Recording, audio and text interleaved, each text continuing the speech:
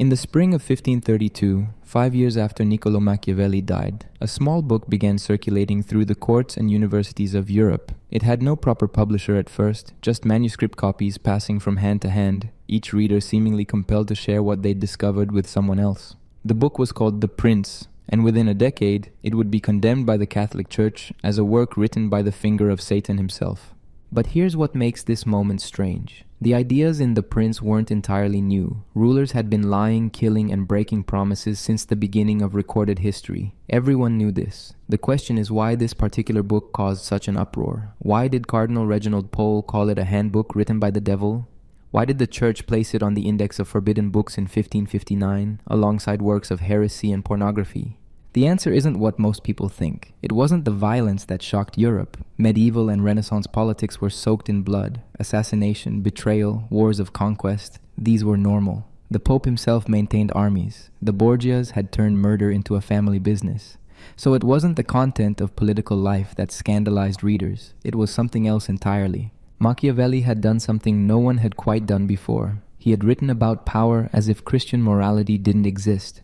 Not as if it were wrong, not as if it should be opposed, but as if it simply had no bearing on the actual problems a ruler faced. He treated Christian virtue the way a ship's captain might treat a poem about the sea. Interesting perhaps, but utterly useless when the storm hits. Read The Prince carefully and you'll notice something unsettling. Machiavelli rarely argues against Christian ethics directly. He doesn't mount philosophical attacks on the Sermon on the Mount. He does something more devastating. He ignores it. When he discusses whether a prince should keep his promises, he doesn't say Christian teachings about honesty are false. He just explains in calm, practical language why a ruler who always keeps his word will be destroyed by those who don't. The moral question doesn't even appear. This was the scandal. For over 1,000 years, European political thought had operated within a Christian framework. Even when rulers violated Christian principles, and they did constantly, the principles themselves remained the standard by which actions were judged. A king might murder his rival, but everyone agreed it was a sin, even if sometimes a necessary one. The framework held.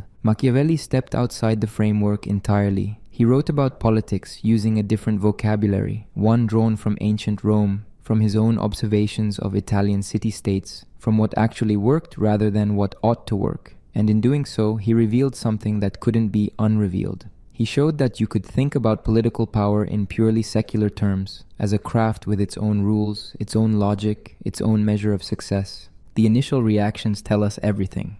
When people first encountered The Prince, many thought it must be satire. Surely no one would seriously advocate these positions. Some readers convinced themselves Machiavelli was secretly showing how tyranny worked in order to warn people against it, that he was really a Republican at heart, revealing the dark arts so citizens could resist them. They needed to believe this because the alternative was too disturbing.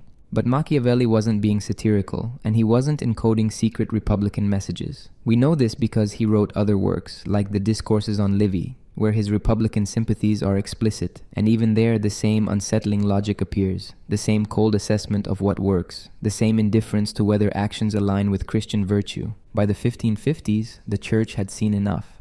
The Index of Forbidden Books gave official form to what many had already concluded: this was dangerous thinking.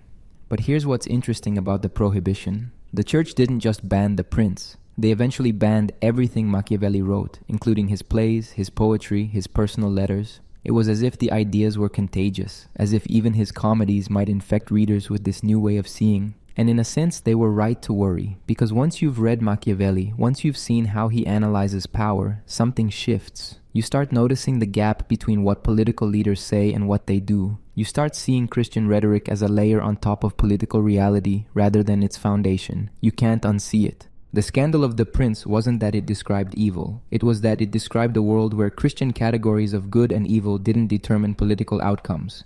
A world where the meek didn't inherit anything, where turning the other cheek meant losing your head, where loving your enemies was a path to destruction.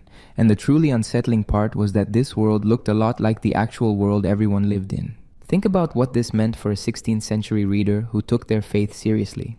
Christianity promised that the universe had a moral structure, that virtue would ultimately be rewarded and vice punished, if not in this life, then in the next.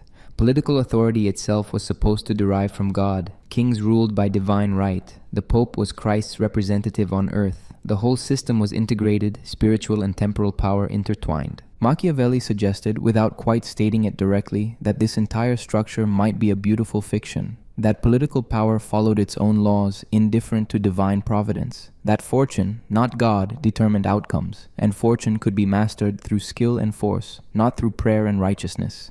You can feel the challenge in his prose style. Machiavelli writes with an almost clinical detachment, as if he's explaining how to build a bridge or treat a disease. He uses medical metaphors constantly. The state is a body. Disorders must be diagnosed early. Remedies must be applied decisively. There's no anguish in his tone, no moral struggle, just analysis. This tone was itself revolutionary. Medieval political writing was full of lamentation, of wrestling with the difficulty of reconciling Christian ideals with political necessity. Machiavelli doesn't wrestle. He simply describes what works and what doesn't, and leaves the moral anxiety to others. The church understood that this wasn't just another political treatise. This was an alternative way of thinking about human affairs, one that didn't require God, didn't require Christian virtue, didn't require any of the spiritual architecture that had organized European life for centuries. And if this way of thinking spread, if people started to see politics through Machiavellian eyes, what would happen to Christendom itself? They were right to worry, but perhaps not for the reasons they thought. Because the real question, the one that would echo through the centuries after the prince appeared, wasn't whether Machiavelli was right or wrong about political tactics. It was whether his secular analysis revealed something true about the world that Christianity had been obscuring, or whether it revealed something broken in Machiavelli's own vision, a dangerous blindness to dimensions of reality that Christian thought had preserved. That question remains unresolved, and in the gap between these possibilities, something happened to European civilization that we're still trying to understand. To understand why Machiavelli saw the world the way he did, you need to understand Florence. Not the Florence of tourist imagination, all Renaissance art and Medici palaces, but the Florence he actually lived in, a city that seemed designed to destroy any illusions about human nature or divine providence. Machiavelli was born in 1469 into a Florence that had achieved something remarkable and terrifying. It had become a republic without kings, a commercial power without an empire, a city-state that survived through intelligence and money and carefully calibrated violence. No divine right upheld its government. No ancient bloodlines guaranteed stability. Everything was negotiable. Everything was temporary. Everything depended on the next crisis. This wasn't theoretical for Machiavelli. He didn't learn about politics from books first. He learned it from watching his city convulse through regime changes. In 1494, when he was 25, the Medici family that had dominated Florence for 60 years was suddenly expelled. Why? Because a French army was marching through Italy and the Medici had bet on the wrong alliance. Just like that, the most powerful family in the city became refugees. What replaced them tells you everything about Florence. Not a new prince, not a foreign occupation, but a republic led by a Dominican friar named Savonarola who preached that God was punishing Italy for its sins. For 4 years, this preacher controlled Florence through sheer moral authority, promising divine protection if the city would only repent and reform. Children were organized to collect and burn vanities, paintings, and books and cosmetics. The city held its breath, waiting for God's intervention. Then, in 1498, the Pope excommunicated Savonarola. His political support collapsed, and a mob burned him in the same public square where he'd held his bonfires of vanities. Machiavelli watched this happen. He saw a man with tremendous moral authority, a man who claimed direct communication with God, reduced to ashes because he had no soldiers, no fortresses, no concrete power, just faith and eloquence, and they weren't enough. A month later, Machiavelli got his first government job. He was appointed to the Second Chancery, handling diplomatic and military affairs for the revived republic. For the next 14 years, he would serve Florence as a diplomat and administrator, watching Italian politics from the inside. And what he saw was chaos held together by nothing but calculation and force. Consider what his daily work involved. He negotiated with Cesare Borgia, the Pope's son, who was conquering central Italy with French backing and Vatican money. He visited the court of Louis XI of France, trying to secure support against Florence's enemies. He dealt with petty tyrants, mercenary captains, rival city-states, all of them shifting alliances based on advantage. And underneath all the diplomatic language, all the formal courtesy, was a simple reality. Power was what you could enforce, nothing more. Now contrast this with Rome. Not the physical city, which was actually less impressive than Florence in this period, but Rome as idea, Rome as the center of Christendom. Because while Machiavelli was learning that power came from armies and money and shrewd timing, the church was teaching something completely different. It was teaching that true authority came from God, that moral virtue was strength, that the Pope's spiritual power made him the supreme ruler of Christian Europe, that faith could move mountains. The contrast isn't just between two cities, it's between two completely different understandings of what makes something real and effective in the world.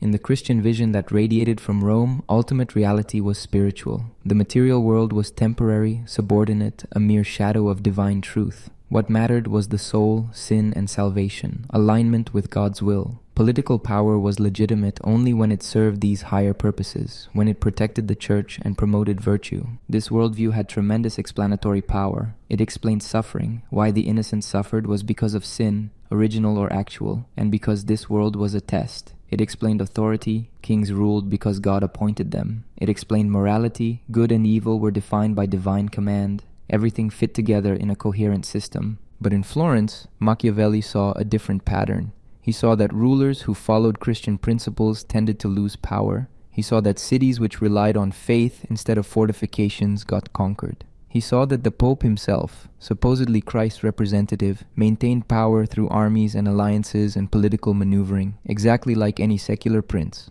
The spiritual explanation and the visible reality didn't match. Here's a specific example that crystallized something for Machiavelli. In 1503, he was sent to observe Cesare Borgia's campaign in the Romagna. Borgia had just done something brutal but effective. He'd conquered several towns using a cruel lieutenant named Ramiro de Orco, who terrorized the population into submission. Then, once order was established, Borgia had de Orco cut in half and displayed in the public square.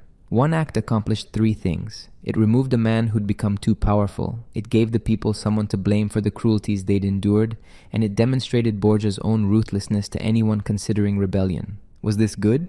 By Christian standards, absolutely not. It was murder, betrayal, cruelty, treating a human being as a mere instrument. But Machiavelli noticed something else. It worked. The region stabilized, order was maintained, the population paradoxically seemed relieved, and Borgia's power increased. Now imagine trying to explain this using Christian political theory. You'd have to say that Borgia had committed grave sins, that he'd endangered his immortal soul, that God would punish him eventually. But in the meantime, in the actual political reality Machiavelli observed, Borgia's cruelty had achieved peace and stability, which were supposedly good outcomes. The Christian framework created a paradox, a successful sin, an effective evil. Machiavelli's solution was to step outside the Christian framework entirely. What if political action had its own measure of success that had nothing to do with Christian virtue? What if there was such a thing as political skill, a craft of statecraft, that could be studied and mastered regardless of its relationship to salvation? This is what Florence taught him. In Florence, families rose and fell based on their political acumen, not their piety. The city survived not because God protected it, but because its citizens were shrewd, its diplomacy flexible, its finances sound. When the city made mistakes, it suffered immediately, concretely. There was no postponement of consequences to the afterlife. Reality was right there, undeniable. Rome offered a different lesson, but not the one the church intended. Because Machiavelli also observed Rome, the actual city where popes lived, and what he saw was that the papacy survived and grew powerful through the same methods any secular state used. Popes made war, formed alliances, enriched their families, played politics. They just wrapped it in religious language. The gap between Rome's spiritual claims and its actual behavior was, for Machiavelli, evidence of something important. That Christian political theory was a beautiful disguise for more basic realities. Think about what this meant for how he processed political events. When a Christian moralist looked at Italy's chaos, they saw punishment for sin, a call to reform, a spiritual crisis requiring spiritual solutions.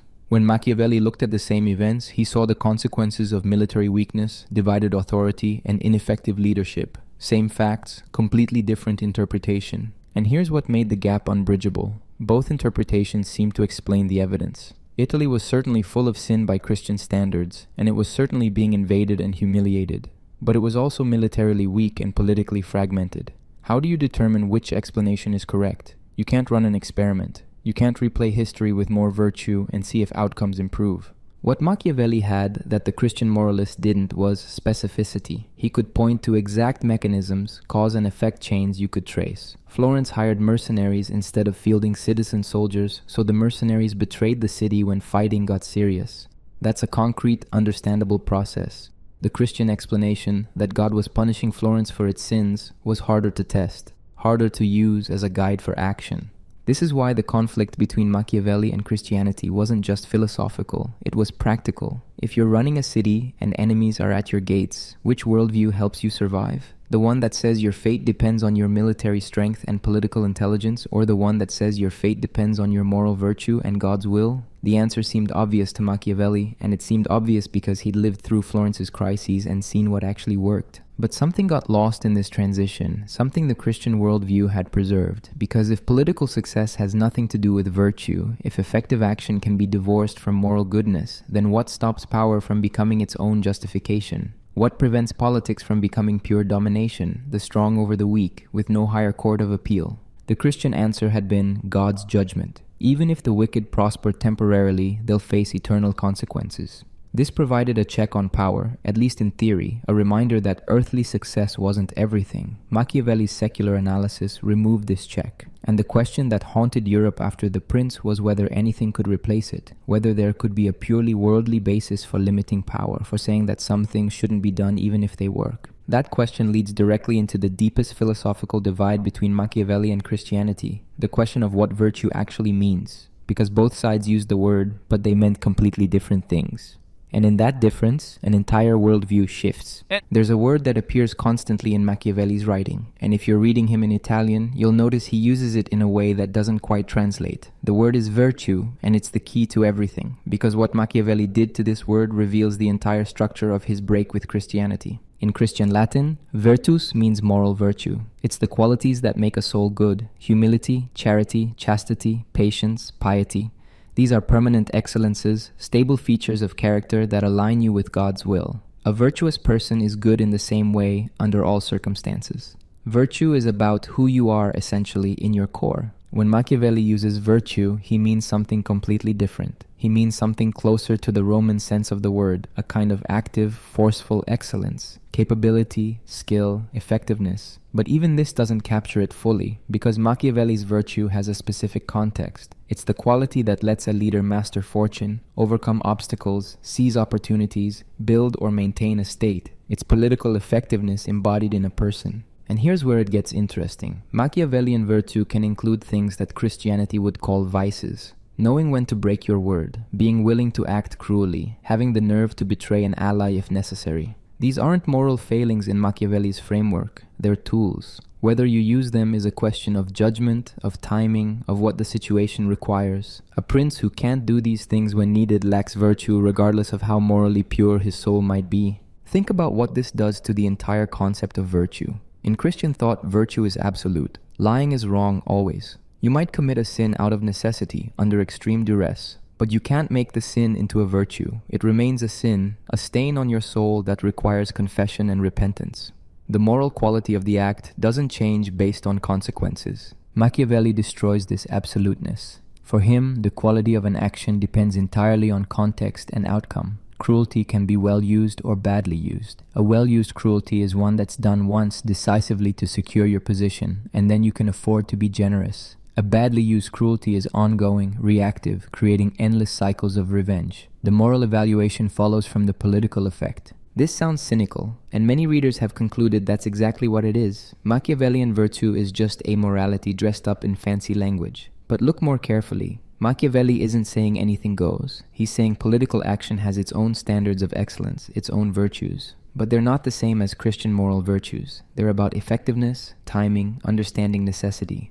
Consider his famous example about Agathocles, the tyrant of Syracuse.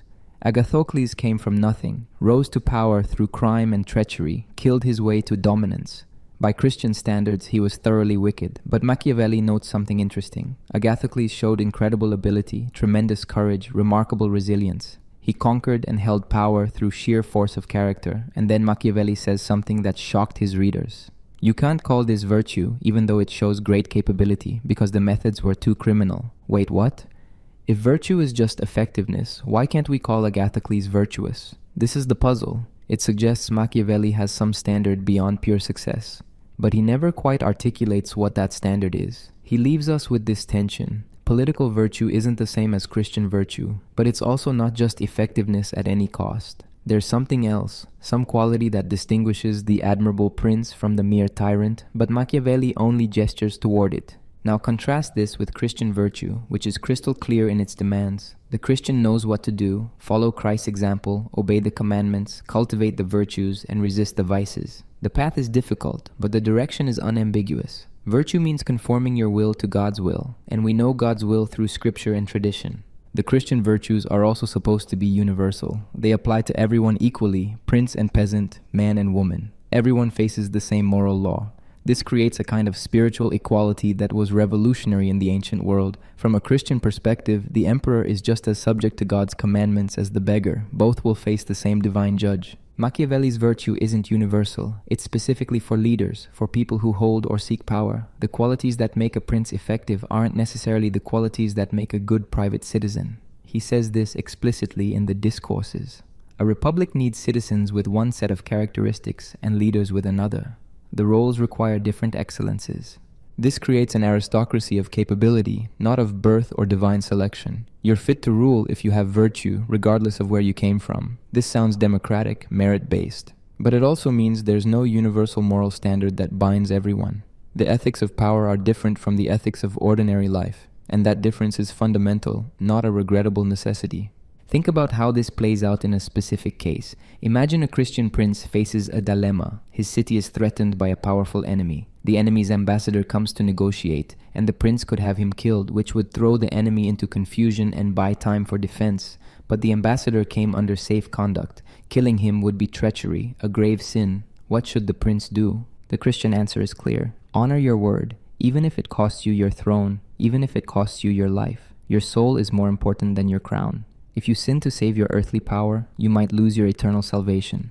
The commandment against murder doesn't have an exception for politically useful murders. Machiavelli's answer is more complex. It depends. How great is the threat? How certain is the opportunity? Can you do it in a way that minimizes the political backlash? Will breaking your word this once destroy your reputation for reliability? Or can you manage that somehow? These are questions of judgment, of weighing consequences, of understanding the particular situation in all its details. And here's what makes this so challenging. Machiavelli's approach demands more from you in a certain sense. The Christian prince can follow the rule, do the right thing, and leave the consequences to God. He has certainty, the comfort of knowing he's obeyed the commandment regardless of outcome. Machiavelli's prince has to take full responsibility for the outcome. If he chooses wrong, if his judgment fails, people die, the state falls, and there's no divine accounting that will set things right in another realm. It's all on him. This is why Machiavelli is so focused on the role of fortune. Because if political virtue is about mastering circumstances, about timing and judgment and action, then you're in a relationship with contingency, with chance, with forces you can't fully control. The Christian can surrender to providence, trust that God has a plan. Machiavelli's prince can't surrender to anything. He has to act, has to impose his will on circumstances, knowing that fortune might destroy him anyway. The difference starts to look less like amorality versus morality and more like two completely different relationships to the world. The Christian seeks to align his will with a higher will, to find peace through submission to divine order. Machiavelli's prince seeks to impose order on chaos, to carve out space for human flourishing through force of character and intelligent action.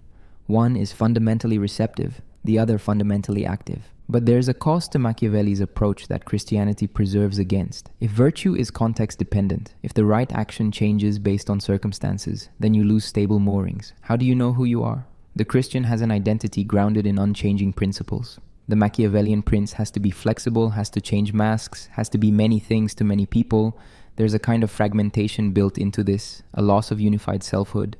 And there's another problem. If political virtue sometimes requires actions that would be vices in private life, then people who exercise power are constantly at moral risk. They have to do things that, in some deep sense, they might recognize as wrong, as corrupting, as damaging to their own souls, even if they don't believe in souls in the Christian sense. The exercise of power becomes intrinsically problematic, not just difficult but spiritually dangerous. Christianity had an answer to this. The ruler could confess, could seek absolution, could try to balance his necessary sins with charity and piety. It wasn't a perfect solution, but it acknowledged the tension. Machiavelli doesn't offer anything comparable. He just says this is what political life requires, and if you can't handle it, don't seek power.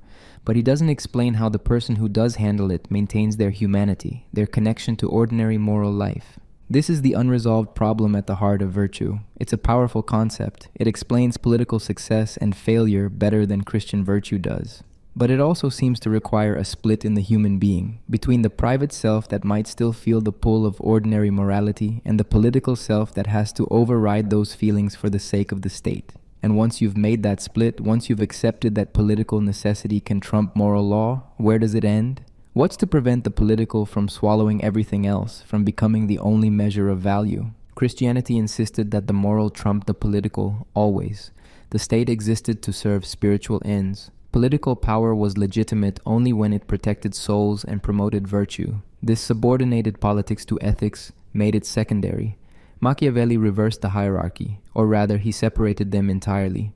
Politics had its own domain, its own logic, its own excellence. But in gaining autonomy, politics lost its moral constraints, and the question that haunted Europe was whether a purely autonomous politics could remain human. There's a moment in The Prince where Machiavelli discusses fortune, and he does something strange. He compares fortune to a violent river that floods and destroys everything in its path. Then he says that fortune can be controlled, can be channeled if you build dikes and barriers when the weather is calm. The metaphor seems straightforward until you realize what's missing. There's no mention of God, no providence, no divine plan behind the flood. Fortune is just a natural force like weather, and you either master it or it destroys you. This might not seem revolutionary, but think about what it replaces. For 1,000 years, Christian Europe had been taught that nothing happened without God's will. Every event, from the fall of kingdoms to the death of a sparrow, occurred because God permitted or ordained it. Fortune, in medieval thought, was sometimes personified as a goddess, but she was ultimately subordinate to God's providence. She might turn her wheel, raising some and lowering others, but the turns had meaning. They were part of a divine plan. Machiavelli treats fortune as if she's autonomous. She's powerful, dangerous, but she's not implementing anyone's plan. She's just there, an obstacle to navigate. And human beings, specifically humans with virtue, can contend with her. Not through prayer, not through moral reform, but through preparation, through bold action, through being ready to seize the moment when she offers an opening. The implications are staggering.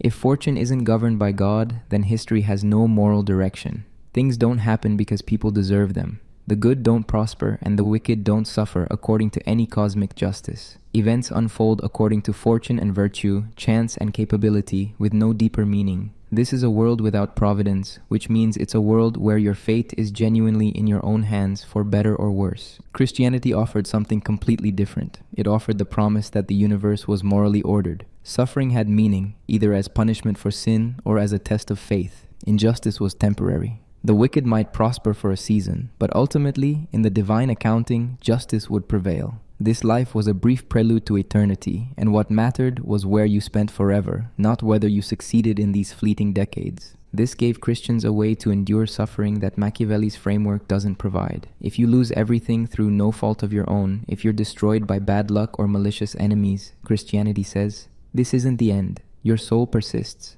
God sees your suffering and will compensate you in heaven. The appearance of injustice is just that, an appearance based on our limited temporal perspective. From eternity's viewpoint, everything balances out. Machiavelli offers no such comfort. If fortune crushes you, you're crushed. There's no eternal compensation, no divine accounting that makes it right. This is why virtue is so important in his thinking. It's all you have. Your ability to read situations, to act decisively, to master circumstances, that's what stands between you and destruction. And if you fail, if your judgment is wrong or fortune is too strong, then you fail, period. There's no appeal to a higher court. Now think about what this means for political action. If this life is all there is, if there's no eternal reward or punishment, then the consequences of your actions are entirely worldly. A Christian king might accept defeat, might surrender his throne rather than commit a grave sin, because he believes his eternal soul is more important than his temporal power. He's playing for higher stakes than just earthly success. A Machiavellian prince can't think this way. His stakes are worldly, success or failure, power or destruction, survival or death. There's no consolation prize in heaven. This makes politics both more urgent and more brutal. You can't afford to lose for the sake of your principles, because there's no other realm where your principled suffering will be vindicated. Everything that matters happens here, now, in this world. But notice what this does to the time horizon of political thinking. Christianity taught people to think in terms of eternity. Earthly life was brief, decades against infinite time. This created a kind of patient endurance, a willingness to suffer temporarily for eternal benefit. It also created obligations that extended beyond immediate self-interest. You had to think about your soul's trajectory across time that dwarfed any political crisis. Machiavelli's time horizon is much shorter. It's the lifespan of a state, the career of a prince, the duration of a crisis. Not years into eternal significance, but years measured against other years, all equally terminal. This creates urgency. Things matter now because there isn't infinite time to make them right. But it also creates a kind of moral compression. If everything that matters happens in this life, then this life becomes the sole measure of value. Here's where it gets complicated. Christianity's eternal perspective had a paradoxical effect. It made people care less about worldly success, which sometimes made them passive in the face of injustice, resigned to suffering. But it also made them willing to sacrifice worldly goods for moral principles, to choose poverty over compromise, martyrdom over apostasy. The eternal stakes made temporal losses bearable. Machiavelli's worldly focus had the opposite paradox. It made people care intensely about political success, which drove them to action, innovation, resistance. But it also made them vulnerable to justifying anything in the name of success. If there's no eternal court of appeal, if God isn't watching and judging, then what restrains power except other power? What stops the successful from concluding that their success validates their methods? The conflict goes deeper than just time horizons. It's about whether the universe is fundamentally moral or fundamentally indifferent.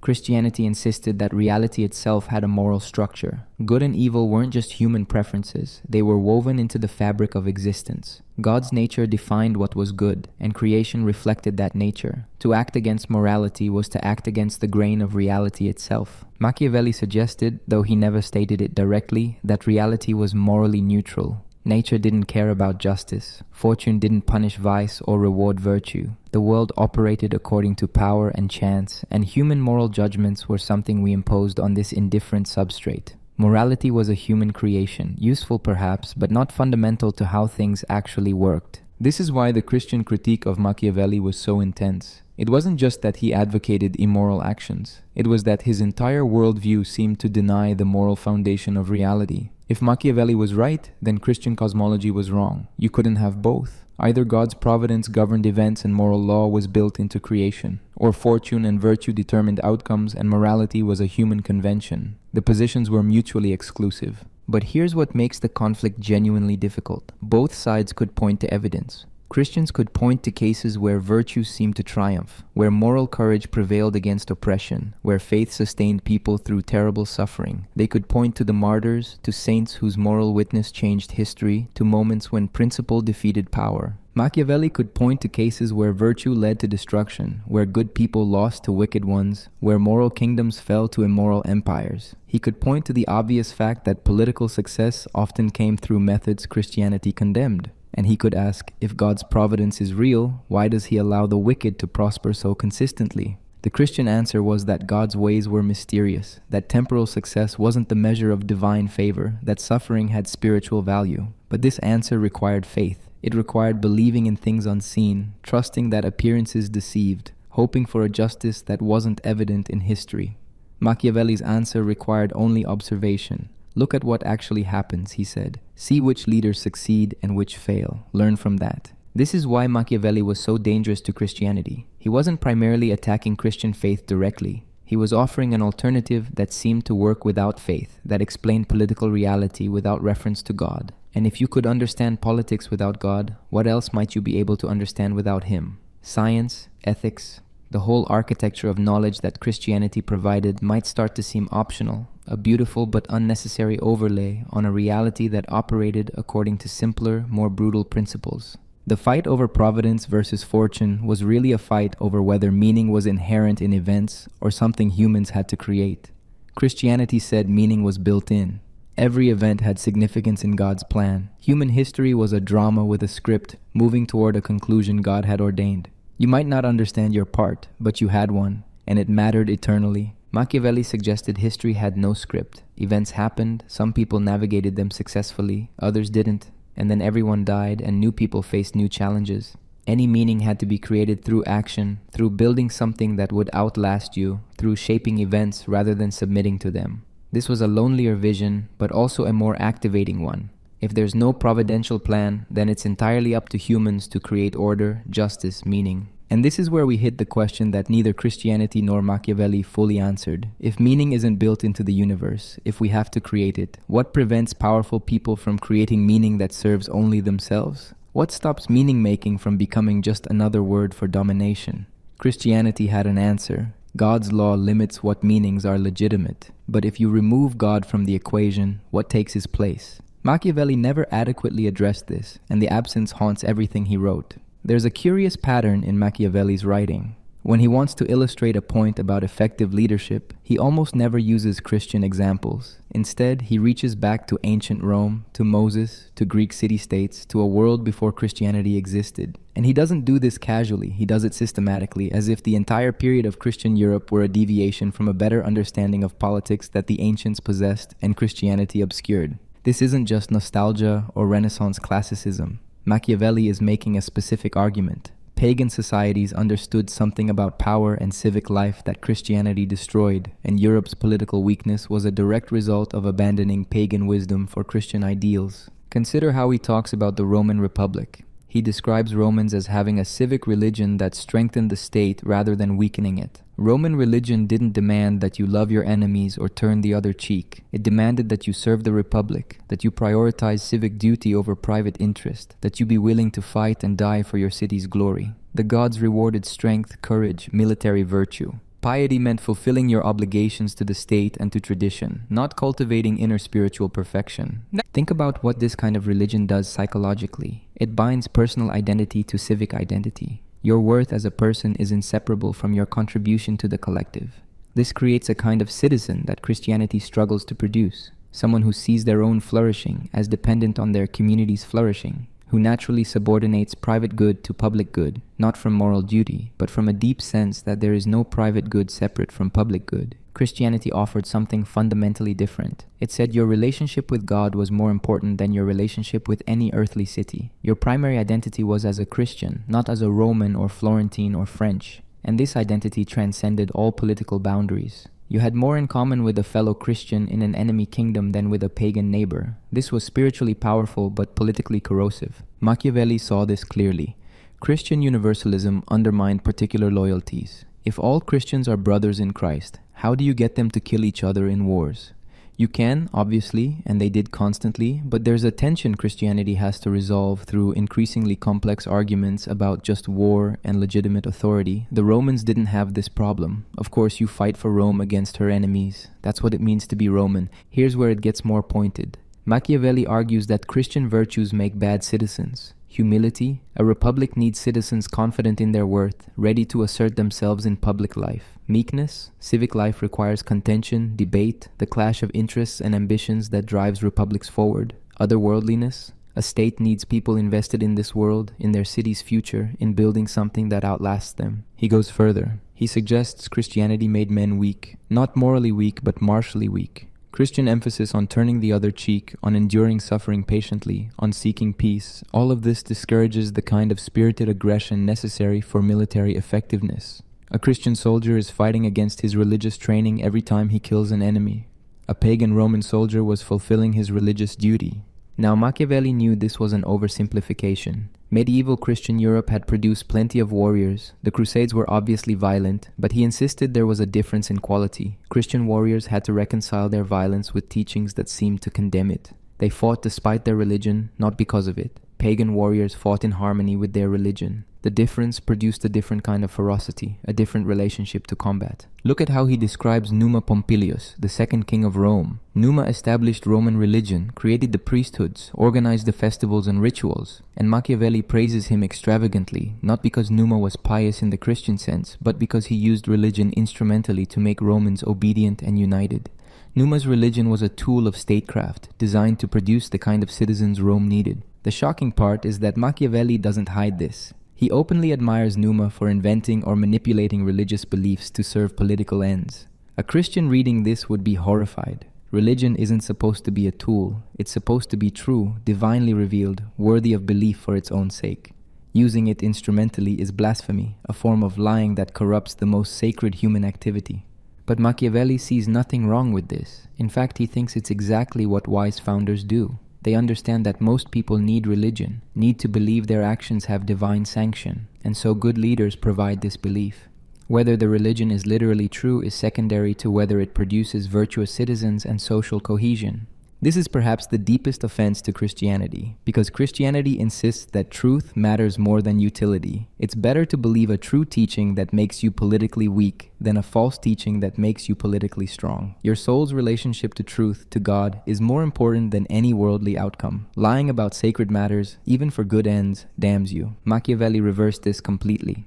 The question isn't whether a religious teaching is true in some metaphysical sense. The question is whether it makes people better citizens, braver soldiers, more devoted to their republic. If Christianity fails this test, if it produces weak, divided, otherworldly populations, then Christianity is a bad religion for republics, regardless of its theological truth. Think about what this implies. It implies there could be a religion that's false but beneficial, and a religion that's true but harmful.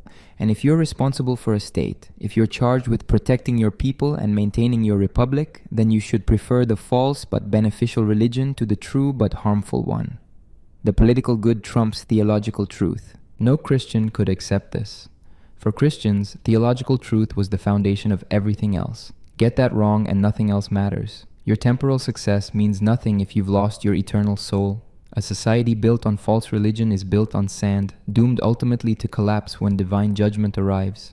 But Machiavelli pointed to historical evidence. Pagan Rome lasted 1,000 years, expanded across the known world, produced extraordinary human excellence. Christian Rome fell. Christian Europe was divided, weak, constantly invaded. Whatever the truth of Christianity, its political effects seemed negative. And if you're living in Florence, watching Italian city-states fight each other while foreign armies march through the peninsula, this argument has force. The pagan mirror Machiavelli held up showed a world where religion strengthened rather than weakened civic bonds, where virtue meant civic contribution rather than spiritual purity, where this world mattered more than the next, and the reflection made Christian Europe look decadent, divided, and doomed. But there's something Machiavelli doesn't fully address. Pagan Rome, for all its strength, was brutal in ways that Christianity ameliorated. The casual acceptance of slavery, the indifference to suffering, the celebration of conquest and domination, these were intrinsic to pagan civic virtue. Christianity introduced ideas of universal human dignity, of moral obligations to strangers, of limits on what could be done even to enemies. These ideas might make you politically weaker, but they also make you more humane. Machiavelli saw the political cost but minimized the moral achievement. He wanted the civic strength of pagan Rome without acknowledging what that strength required, a hardness, a willingness to use human beings as instruments that Christianity had taught Europe to question. And so we're left with a question he never resolved. Can you have the civic benefits of pagan religion without the moral costs? Or does strength necessarily require a certain callousness that Christianity won't permit? In the winter of 1502, Machiavelli met the man who would change how he thought about power. The man was Cesare Borgia, the Pope's illegitimate son, and he was in the process of conquering central Italy through a combination of French military support, Vatican money, and personal ruthlessness that seemed to have no limits. Machiavelli was there as Florence's representative, sent to observe and report. What he saw fascinated and disturbed him. Here was a prince who embodied everything Christian morality condemned, yet he was succeeding spectacularly. More than that, his methods seemed to work precisely because they violated Christian ethics. Start with who Cesare was. His father was Pope Alexander VI, born Rodrigo Borgia, a man who had bought the papacy through bribery and maintained it through nepotism and violence. Alexander made no pretense of spiritual leadership. He used the church as a political instrument to enrich his family and extend his power. He acknowledged his illegitimate children openly, promoted them to high positions, and arranged marriages for them like any secular dynasty. Cesare was Alexander's favorite son, brilliant, ambitious, and completely amoral by Christian standards. His father made him a cardinal at 18. Then, when military conquest seemed more promising than ecclesiastical advancement, Cesare resigned his cardinalate, married a French princess to secure an alliance, and began taking territory in the Romagna with papal blessing and French troops. The methods were straightforward. Cesare would arrive at a city with overwhelming force, offer generous terms if they submitted immediately, and utterly destroy any resistance. Cities that surrendered kept their property and local government. Cities that resisted were sacked, their leaders executed, their populations terrorized into submission. The lesson was clear. Resistance is suicide, cooperation is rewarded. But Cesare understood something subtle about maintaining power. After he conquered a region, he would install a cruel lieutenant to impose order and break any remaining resistance. Let this lieutenant be hated. Let him do the dirty work. Then, once stability was achieved, Cesare would have the lieutenant executed publicly, often brutally. Suddenly, Cesare wasn't the oppressor. He was the deliverer who removed the oppressor. The population's hatred had a target, and that target was conveniently dead. This is what Machiavelli witnessed with Ramiro de Orco, the lieutenant Cesare used in the Romagna. De Orco was efficient and terrifying. He crushed disorder, eliminated rivals, extracted wealth. The people hated him. Then one morning, De Orco's body appeared in the public square of Cesena, cut in two, with a block of wood and a bloody knife beside it. The display was deliberate, spectacular, impossible to ignore. Machiavelli understood immediately what was happening. This wasn't random cruelty, it was sophisticated political theater. Cesare had accomplished multiple things with one act. He'd rid himself of a subordinate who was becoming too powerful and too independent. He'd satisfied the population's desire for justice against their oppressor, and he'd demonstrated his own ruthlessness to anyone considering rebellion. The moral cost was one man's life, a man who was arguably guilty of terrible crimes himself. The political benefit was enormous. From a Christian perspective, everything about this was wrong. Using a person as an instrument and then disposing of them. Judicial murder without trial, manipulating people's emotions through spectacle, treating violence as a tool of statecraft rather than a last resort. Even if De Orco deserved punishment, the manner and motive corrupted any justice it might have contained. But Machiavelli noticed the consequences. The Romagna stabilized, order was restored, commerce resumed. The people, paradoxically, seemed better off under Cesare's harsh rule than they had been under the chaos of petty tyrants who'd preceded him. One could argue that Cesare's cruelty prevented more suffering than it caused, that his methods, however brutal, produced a kind of peace. This is the Borgia paradox. By Christian standards, Cesare was a monster. He murdered, betrayed, lied, manipulated, seduced, and corrupted without apparent conscience. He was everything a Christian prince should not be. Yet he was an effective ruler in ways Christian princes often weren't. He brought order to chaos, strength to weakness, unity to fragmentation. If you measured success by outcomes rather than methods, Cesare succeeded where more virtuous rulers failed. Machiavelli uses Cesare as his primary example in The Prince, describing his methods with evident admiration. He doesn't excuse the immorality, he simply treats it as irrelevant. What matters is that Cesare understood power, understood how to acquire it and maintain it. He had virtue in the Machiavellian sense, regardless of what it cost his Christian soul. But then fortune turned. In August 1503, both Cesare and his father Alexander became desperately ill, probably from malaria, possibly from poisoning. Alexander died. Cesare survived, but was incapacitated during the crucial weeks when a new pope was elected. And here's where Machiavelli's analysis becomes more complex, because Cesare made a fatal mistake. He allowed the election of Julius II, a Borgia enemy, calculating that Julius would honor their agreements out of self-interest. This was a misjudgment. Julius moved against Cesare immediately, stripped him of his territories, eventually had him imprisoned. Cesare's entire structure of power collapsed within months. He escaped to Spain, kept fighting, and died in an obscure skirmish in 1507, not yet 32 years old. Machiavelli uses this collapse to make a crucial point. Even great virtue can be defeated by fortune if you make one critical error at the wrong moment. Cesare had done almost everything right, but he failed to secure his position during the papal election, and that single failure destroyed him. The lesson isn't that his methods were wrong, it's that in politics there's no room for error, that perfect execution is required because fortune punishes any weakness. But there's another reading of Cesare's fall, one that Christian moralists immediately seized on. They said his destruction was divine judgment, that God doesn't allow evil to prosper forever, that Cesare's sins caught up with him.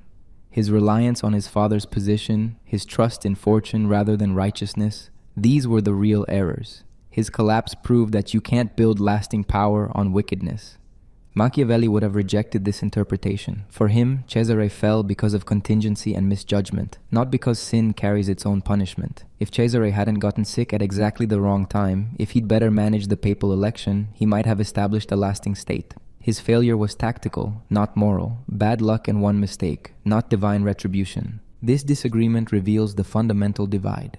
Christians saw Cesare's story as confirmation that moral law governs outcomes eventually. Machiavelli saw it as confirmation that fortune is powerful and errors are fatal, with no moral dimension involved. Same events, completely incompatible interpretations. And then there's the father, Alexander VI. His papacy embodied everything wrong with the church from a reform perspective. He was openly corrupt, maintained mistresses, promoted family over merit, sold ecclesiastical offices, used spiritual authority for temporal ends. He made a mockery of the papal office. Yet he died in bed, successful by worldly standards, his family enriched, and his political goals largely achieved. Where was God's judgment there? Christians had to argue that Alexander would suffer in the afterlife, that his earthly success was meaningless against eternal damnation. But this required faith in an unseen future. What was visible was a wicked pope who prospered, and that visible fact troubled people. Machiavelli drew a different lesson from the Borgias. He saw that the papacy itself was corrupt, that the institution claiming supreme moral authority was actually operated by men pursuing power and wealth like any secular rulers. This didn't surprise him. It confirmed his view that Christian moral theory and political reality diverged fundamentally. The church preached one thing and practiced another, and the hypocrisy was structural, not accidental. Here's what makes the Borgia case so important. It demonstrates a recurring pattern that Machiavelli identified. Christian rulers who actually follow Christian principles tend to fail politically. Christian rulers who succeed politically do so by violating Christian principles while maintaining Christian appearances. The successful Christian prince is necessarily a hypocrite, someone who talks about virtue while practicing Machiavellian virtue. The Borgias just made the hypocrisy obvious. Most rulers hid their crimes better, maintained the fiction of piety more carefully. But the function was the same. Political success required methods Christianity condemned, so successful rulers either violated their faith or failed in their responsibilities. There was no third option, no way to be both genuinely Christian and genuinely effective. This is why Machiavelli's admiration for Cesare was so offensive. He was praising not just a wicked man, but the son of the Pope, using papal corruption as a case study in effective statecraft. He was showing that the highest Christian authority was itself operating on non-Christian principles, that the church's moral teachings were contradicted by the church's actual behavior. And he was suggesting that this wasn't a bug but a feature, that anyone who actually held power and wanted to keep it had to operate this way, that the gap between Christian morality and political effectiveness was unbridgeable. Either you succeeded through methods Christianity condemned, or you failed while maintaining your principles. Pick one. The Christian response was that this was a false choice, that God could protect virtuous rulers, that faith could overcome worldly weakness. But when pressed for examples, they struggled. Most of their successful rulers had been men of violence who claimed Christian identity but didn't practice Christian ethics. The saints who did practice Christian ethics tended not to be rulers, or if they were rulers, their sanctity and their political success belonged to different periods of their lives. Cesare Borgia stands as Machiavelli's evidence that politics operates according to non-moral principles. Not immoral exactly, because there are better and worse ways to use power, but amoral, governed by effectiveness rather than righteousness. And if the Pope's son could demonstrate this truth so clearly, what did that say about Christian civilization? Machiavelli poses a question that still disturbs readers. Is it better for a prince to be loved or feared? He answers that ideally you'd be both, but if you must choose, fear is safer than love. This seems like straightforward cynicism until you understand the reasoning behind it, and then something more troubling emerges. The argument goes like this. Love depends on other people's feelings toward you, which you can't fully control. People are fickle. They love you when you benefit them, but that love evaporates the moment their interests shift. Fear, by contrast, depends on something you can control, the consistent threat of punishment. People fear you because you've demonstrated willingness and capacity to harm those who cross you. This is stable because it doesn't depend on affection or gratitude, only on calculation. Christians immediately saw the problem with this. Christianity is built on love. God is love. The greatest commandment is to love God and love your neighbor. Christ taught that perfect love casts out fear. A society based on fear rather than love inverts the entire Christian moral order. It suggests that the bonds holding society together should be threat and calculation rather than affection and virtue. But Machiavelli pushes the analysis further, and this is where it gets genuinely complex. He argues that a leader who tries to be loved often ends up being cruel in practice, while a leader willing to be feared can afford to be merciful. The reasoning is counterintuitive but worth following carefully. A leader who wants to be loved will hesitate to punish wrongdoing because punishment makes people angry. So minor offenses go unpunished, disorder grows, and eventually the leader faces a choice: allow total chaos or crack down brutally. At that point, to restore order, he has to punish many people, often harshly. His earlier mercy forced him into later cruelty. A leader willing to be feared deals with problems when they're small. He punishes the first offenders swiftly and visibly. This prevents larger disorder from developing, so he actually punishes fewer people overall. His early cruelty allows later mercy. The calculation is purely consequentialist. Which approach minimizes total suffering? Machiavelli gives historical examples. He contrasts Scipio, the Roman general who was too merciful with his troops, allowing disorder that eventually threatened his command, with Hannibal, who maintained iron discipline through fear and never faced internal problems despite terrible conditions. Scipio's mercy led to chaos. Hannibal's cruelty produced order.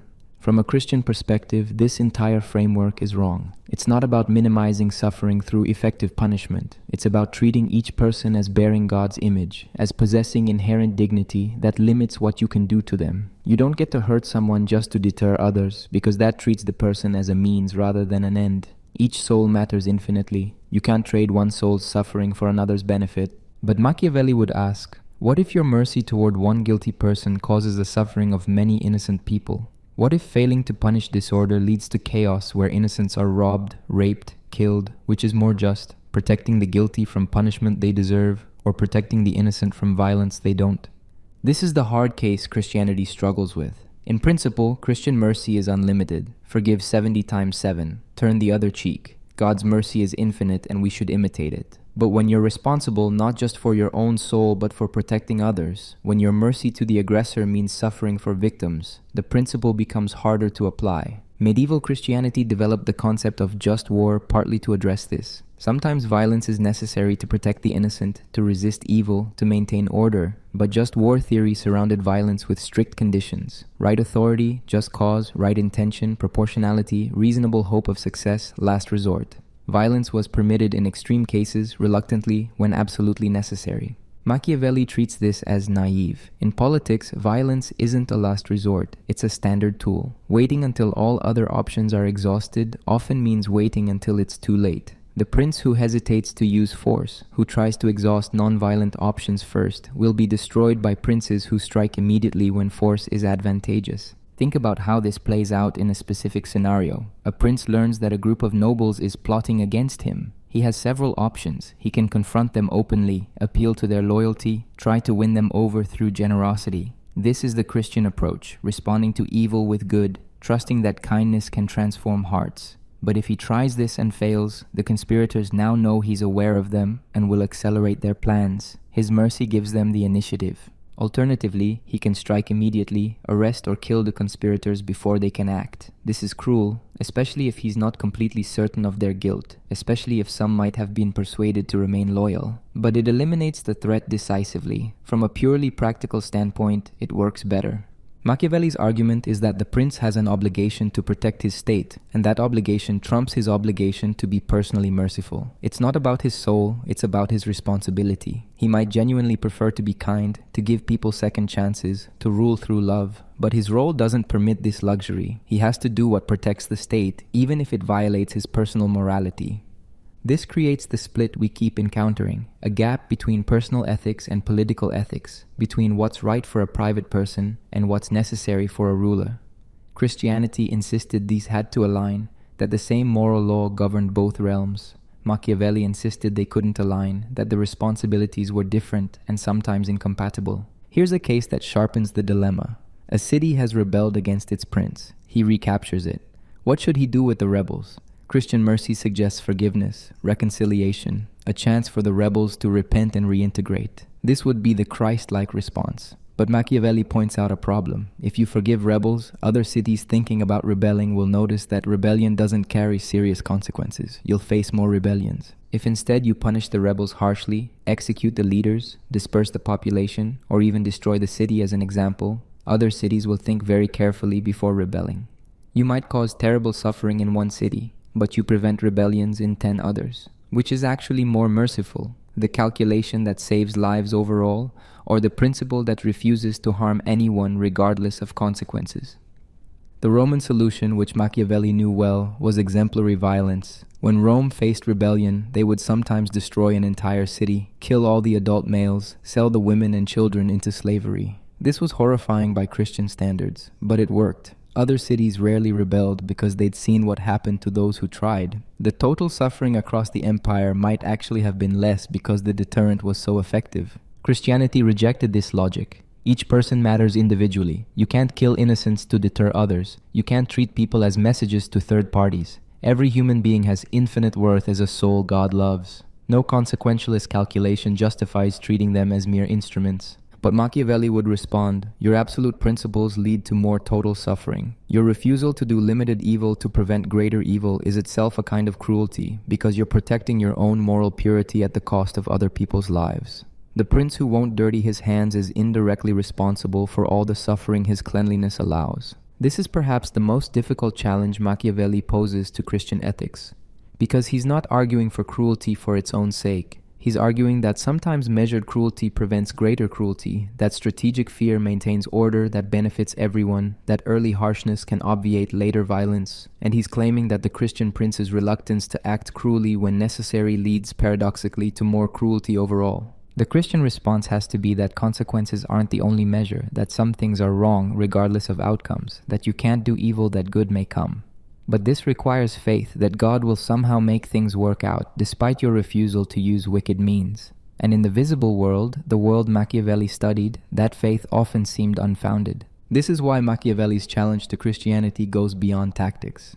It's a challenge to the idea that virtue and effectiveness can align, that doing the right thing leads to good outcomes, that God's moral law and political success are compatible. Machiavelli suggested they weren't, that politics required a different ethics, and that Christian virtue was noble but often fatal. On February 7, 1497, Girolamo Savonarola, the Dominican friar who had become Florence's moral and political leader, organized a massive bonfire in the Piazza della Signoria. His followers, many of them children, had gone door to door collecting what they called vanities: cosmetics, mirrors, musical instruments, secular books, gaming boards, fine clothes, and artworks depicting mythology or sensuality. They piled everything in an enormous pyramid and set it ablaze. The bonfire of the vanities, as it became known, was Savonarola's vision realized, Florence purifying itself through surrender to God's will. 15 months later, on May 23, 1498, Savonarola himself burned in the same piazza. A mob seized him, tortured him, hanged him, and then burned his body. The same crowd that had followed him with religious fervor destroyed him with religious fury. Machiavelli was there, watching. He was 29 years old, and what he witnessed shaped his entire political philosophy. Savonarola's trajectory contained everything Machiavelli would later argue about the relationship between morality and power.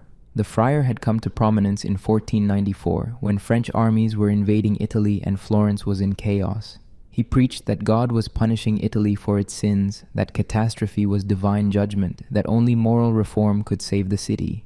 His sermons were electric, packed with apocalyptic imagery, delivered with absolute conviction. People believed him. More than believed, they transformed their lives based on his words. For 4 years, Florence operated as a kind of theocracy. Savonarola didn't hold official office, he was just a preacher, but his moral authority was absolute. The city's actual leaders sought his approval. Laws were passed based on his vision of Christian virtue. Luxury was condemned, vice was punished, charity increased. Florence became what Savonarola called a city of God, organized around Christian principles rather than secular power. And it was a disaster politically. Florence became isolated. Savonarola's alliance with France alienated other Italian powers. His attacks on papal corruption, particularly his denunciations of Pope Alexander VI, made Rome an enemy.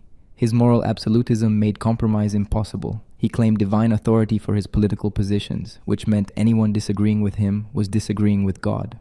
The space for normal political negotiation collapsed. When the Pope excommunicated Savonarola and threatened Florence with interdict if they didn't silence him, the city faced a choice: God or pragmatic survival. For a while, Florence chose God, or at least chose Savonarola's version of God's will. But divine protection didn't materialize. The French alliance crumbled, economic pressure increased, and slowly the city's faith in their prophet eroded. Machiavelli watched this erosion with clinical attention. He saw how moral authority without concrete power was brittle. Savonarola commanded through belief, and when people stopped believing, he had no fallback. He couldn't compel obedience. He couldn't defend himself. He had made himself vulnerable by relying entirely on spiritual weapons in a political fight. The end came quickly. Savonarola's enemies challenged him to prove his divine mandate through trial by fire, a medieval ordeal where he would walk through flames and God would protect him if he was truly a prophet. Savonarola hesitated, tried to negotiate the terms, and finally the trial never happened. But his hesitation was enough. The crowd's faith cracked. If he really spoke for God, wouldn't God protect him in the fire? His refusal looked like doubt, and doubt was contagious. Within days, a mob stormed the monastery where Savonarola had taken refuge. They arrested him, tortured him to extract a confession of false prophecy, and then executed him as a heretic. The same people who had burned vanities in his name burned him, and the reversal was so complete it seemed to validate Machiavelli's emerging cynicism about popular devotion. In The Prince, Machiavelli uses Savonarola as his primary example of what he calls an unarmed prophet. He contrasts him with armed prophets like Moses, Cyrus, Romulus, and Theseus, men who combined spiritual or moral authority with military force. The armed prophets succeeded, the unarmed prophets failed. The pattern seemed absolute. The logic is brutally simple. Moral authority depends on belief, and belief is changeable. People believe when your prophecies come true, when your promises are fulfilled, when their faith is rewarded. But if things go badly, if prayers aren't answered, if divine protection doesn't manifest, then belief evaporates. And once people stop believing, the unarmed prophet has nothing. He can't force anyone to follow him. He can't defend himself from enemies. He's entirely dependent on a faith he can't control. An armed prophet doesn't have this problem. Even if people doubt, even if faith wavers, he still has soldiers. He can compel obedience when persuasion fails. This doesn't mean he abandons moral authority. Armed prophets should cultivate belief when possible, but he's not solely dependent on it. He has a foundation of power that doesn't rest on voluntary conviction. Christianity's immediate objection was that this missed the entire point. Christ himself was an unarmed prophet who was crucified but whose message conquered the Roman Empire. His weakness was his strength. His death was his victory. The resurrection proved that spiritual power trumps worldly power, that faith defeats force. Savonarola might have failed, but Christ succeeded, and the success was precisely because he relied on spiritual weapons alone. Machiavelli would have responded, "Christ is one case, and his success came centuries after his death, through followers who did use worldly organization and eventually political power. The early church might have been persecuted and powerless, but Christianity conquered Rome only after it allied with Constantine, only after it became the official religion backed by imperial authority. The spiritual message spread, but it spread fastest and furthest when armed with state power. And look at what happened after. The church became wealthy, militant, politically engaged. Popes commanded armies, bishops held territories, Christian states waged holy wars. The institution that claimed to follow the unarmed Christ operated like any worldly power because that's what survival required. The spiritual purity of early Christianity couldn't maintain itself once Christianity had worldly responsibilities. This is the challenge Savonarola's fall presented. He tried to govern Florence on purely spiritual principles, claiming divine authority without worldly force. And he failed catastrophically. His failure suggested that political power requires more than moral authority, that states can't be governed on faith alone, that force remains fundamental no matter how much we'd prefer otherwise. But there's a deeper problem in Machiavelli's analysis. He treats Savonarola's failure as proof that unarmed prophecy doesn't work. But maybe the lesson is different. Maybe Savonarola failed not because he lacked arms, but because his prophecy was false. His understanding of God's will was wrong. His promises couldn't be fulfilled. A true prophet wouldn't need arms because God would protect them. The problem wasn't the lack of weapons, it was the lack of genuine divine backing. Christians could argue this, but it creates a new difficulty. How do you know which prophets are true? Savonarola claimed divine authority with absolute conviction. His early success seemed to confirm it. Only in hindsight, after his fall, could people conclude he was false. But by that standard, every failed religious movement proves its own falsity, and every successful one proves its truth. Power determines truth, which is exactly the Machiavellian logic Christians wanted to escape. There's also something troubling about armed prophecy itself. If you combine spiritual claims with military force, how do people distinguish genuine faith from coerced compliance? When Constantine made Christianity the state religion, did millions of pagans genuinely convert, or did they simply conform to the new political reality? When Islam spread through conquest, creating an empire in a century, was that spiritual triumph or military success dressed in religious language? Machiavelli's distinction between armed and unarmed prophets suggests that spiritual movements succeed politically only when they acquire worldly power. But this means political success might not indicate spiritual truth at all. It might just indicate successful force. The religion that conquers isn't necessarily the true religion, it's just the religion with better armies and organization. This cuts at something fundamental in Christian self-understanding. Christians believed their faith spread because it was true, because the Holy Spirit worked in hearts, because the gospel message was inherently compelling. Machiavelli suggested it spread because it allied with power, because emperors endorsed it, because armies fought for it. The spiritual explanation and the worldly explanation contradicted each other. What Savonarola's story reveals is an instability in any politics based solely on moral authority. As long as people believe, as long as faith holds, moral authority can move mountains. But the moment doubt enters, the whole structure becomes fragile. And doubt is inevitable in politics because political decisions have consequences, and consequences don't always match promises. A leader who relies on moral authority alone is betting everything on maintaining belief, which means they can't afford failure, can't afford to be wrong, can't afford even the appearance of divine disfavor. This creates impossible pressure. They have to keep performing miracles, literally or figuratively, to keep the faith alive. One visible failure can cascade into total collapse, as happened with Savonarola. The armed prophet avoids this fragility. He doesn't need constant confirmation of divine favor. He can fail sometimes, can make mistakes, can survive doubt, because his power doesn't rest solely on belief. He has institutions, armies, resources that persist even when faith wavers. This is more stable, but it's also less purely spiritual. It's a compromise with worldly reality. And this is Machiavelli's core point. Pure spiritual politics is too fragile for the actual world. You need the hard infrastructure of power, the arms and fortresses and money, because faith alone can't withstand fortune's changes. Savonarola proved this by burning in the same square where he'd burned vanities, a victim of his own refusal to descend from spiritual heights to political reality. But Christians could respond. Savonarola's failure doesn't discredit spiritual politics, it just shows he practiced it badly. He became politically engaged, made enemies, took sides in power struggles, all while claiming to operate purely on God's authority. He mixed spiritual and political realms in confused ways. A truly spiritual leader would have avoided politics entirely, would have focused on souls rather than governance. Yet this creates its own problem. If spiritual leaders withdraw from politics, then politics is left entirely to the Machiavellians, to people operating without moral constraints. The result is a world where spiritual authority is irrelevant to actual governance, where power and morality occupy separate spheres that never touch. Is that what Christianity wants? A religion that speaks to souls but has nothing to say about justice, war, law, or how people should be governed?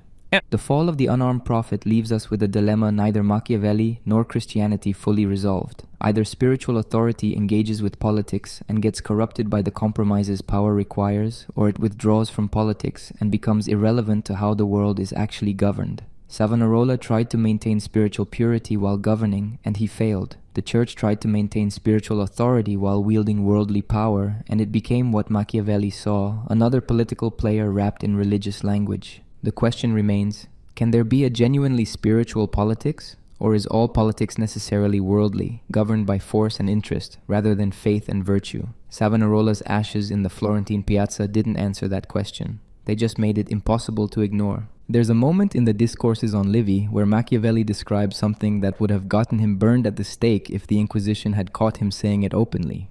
He's discussing Numa Pompilius, the second king of Rome, and he notes approvingly that Numa pretended to have conversations with a nymph who gave him divine instructions for organizing Roman religion. The nymph was fiction, Machiavelli says plainly, but the fiction was useful because it made the Roman people obey laws they otherwise would have resisted. Then Machiavelli writes something even more striking. He says this is what all wise founders of states do. They attribute their laws and institutions to divine authority, because ordinary people won't accept innovations based solely on human reasoning. God is invoked not because he actually communicated with the founder, but because claiming divine sanction is the most effective way to make radical changes acceptable. Read that again. Machiavelli is saying successful political founders deliberately lie about receiving divine revelation in order to manipulate their populations into obedience. And he's not condemning this as wickedness, he's praising it as wisdom, as a necessary tool of statecraft. For Christians, this was blasphemy of the highest order. It suggested that religion itself might be a human invention, a political tool deliberately crafted to control populations. It turned the sacred into the instrumental, made God into a prop in human power games. Everything Christianity stood on, divine revelation, religious truth, the soul's relationship to God, all of it became suspect if religion could be this cynically manufactured and deployed. But Machiavelli's argument had uncomfortable explanatory power, because when you looked at history, you saw the pattern he described everywhere. Founders attributed their laws to gods, Prophets claimed divine mandates for political programs. Reformers said God spoke to them. Was this really divine communication, or was it a reliable technique that worked regardless of its truth? Think about Moses, one of Machiavelli's favorite examples. Moses received the law on Mount Sinai, came down and told the Israelites that God had given him these commandments. The people obeyed not because they found the laws inherently persuasive, but because they believed God mandated them. If Moses had said, "I've thought about it and here's what I think we should do," would the people have followed? Or did he need the authority of divine revelation to make his leadership effective? Machiavelli doesn't quite say Moses invented the divine encounter. He's more subtle. He notes that Moses was armed, that he had the power to compel obedience, but that he also wisely used divine authority to make his commands more acceptable. Whether the divine element was real or invented is left ambiguous. The point is that it functioned politically, it made governance possible.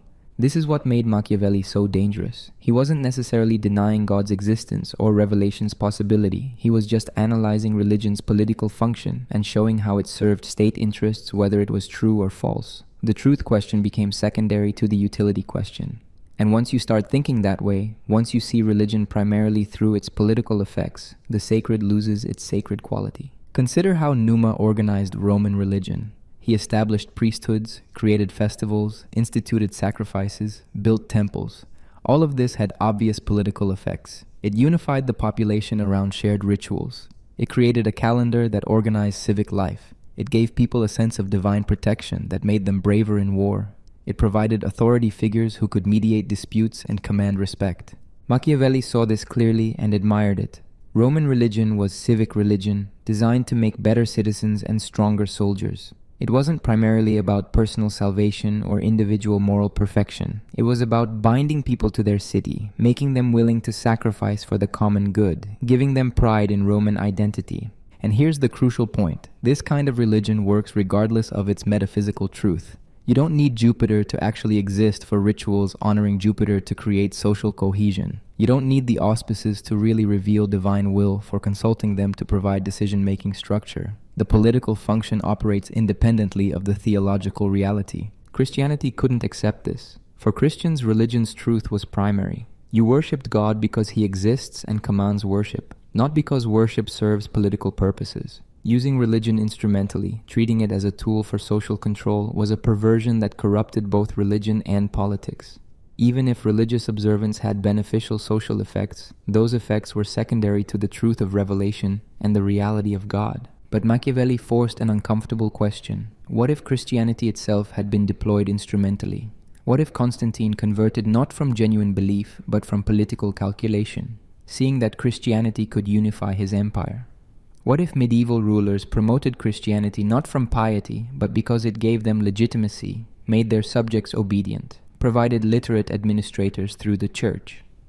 The cynical reading of Christian history suggested that secular power had always used religion for political ends, that claims of genuine faith were often covers for worldly interests. And if that was true, if religion's political function explained its spread and persistence better than its spiritual truth, then Machiavelli's analysis was vindicated. Think about how this plays out in practice. A prince faces a restive population. He can try to control them through fear alone, but fear breeds resentment and eventual rebellion. Or he can use religion, convince them that God commands obedience to lawful authority, that rebellion is not just politically dangerous, but spiritually damning. Now compliance comes from conscience, which is much more stable than compliance from fear. Machiavelli noted this explicitly.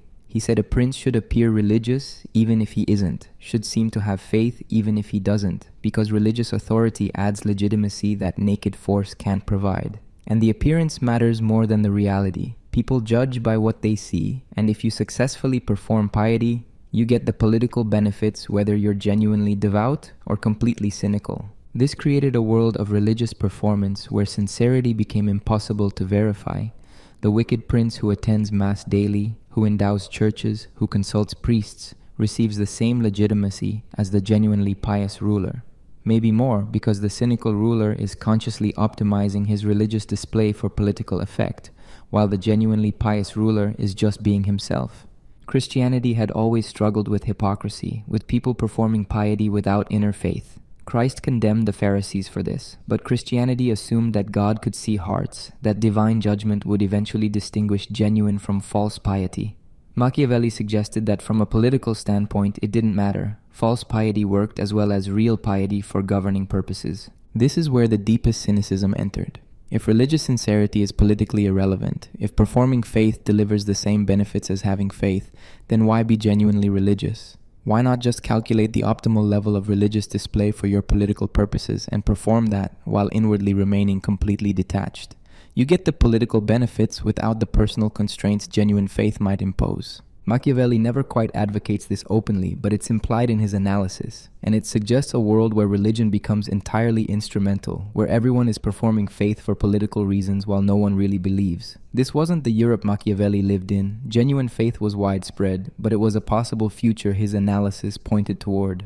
The Christian response was that religion couldn't function this way, that faith required sincerity to be effective, that you couldn't build a stable social order on mass pretense. People would see through it. The performance would fail, and even if it worked temporarily, God would judge both the cynical rulers and the complicit populations. But Machiavelli could point to Rome again. Did the Roman senators actually believe in the auspices they consulted? Or were they performing a ritual they knew provided political legitimacy and decision-making structure? Ancient sources suggest many educated Romans were skeptical of traditional religion but maintained it for civic reasons. And Rome lasted 1,000 years, suggesting that instrumental religion could sustain a stable order. In 1503, Machiavelli was sent to Rome on diplomatic business during the conclave that would elect Pope Julius II. What he saw there destroyed any lingering illusions he might have had about the papacy as a spiritual institution. He watched cardinals trade votes like merchants haggling over wool. He saw promises made and broken within hours. He observed the Borgia faction trying to manipulate the election even as their power crumbled. And when Julius emerged victorious, Machiavelli watched him immediately begin planning military campaigns to expand papal territories. This wasn't theology, this was politics, raw and undisguised. The men who claimed to be Christ's representatives on earth were operating exactly like any secular princes, pursuing territory, wealth, and dynastic advantage. And Machiavelli recorded it all with a kind of grim satisfaction, because here was proof of everything he suspected about the gap between Christian ideals and Christian practice. In the Discourses, he makes an observation that cuts to the heart of the matter. He says that if you want to see how corrupt an institution is, look at the distance between its headquarters and its periphery.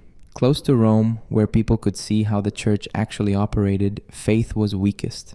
The further you got from Rome, the more genuinely religious people became. Those who saw the machinery up close lost their illusions. Only those at a distance could maintain the ideal. This wasn't just an insult, it was a structural analysis. The church claimed universal spiritual authority while operating as a territorial power in central Italy. These two roles were incompatible. As a spiritual institution, the church should be above worldly conflicts, concerned only with souls and salvation. As a territorial power, it had to fight wars, make alliances, pursue strategic interests like any state. The contradiction was fundamental. And Machiavelli argued it was devastating for Italy, because the church was powerful enough to prevent anyone else from unifying the peninsula, but not powerful enough to unify it themselves. They blocked Italian unity out of self-interest, preferring a divided Italy where they could play states against each other to maintain their independence. And they would invite foreign armies into Italy, French or Spanish or German, whenever their territorial interests were threatened. Think about what this meant.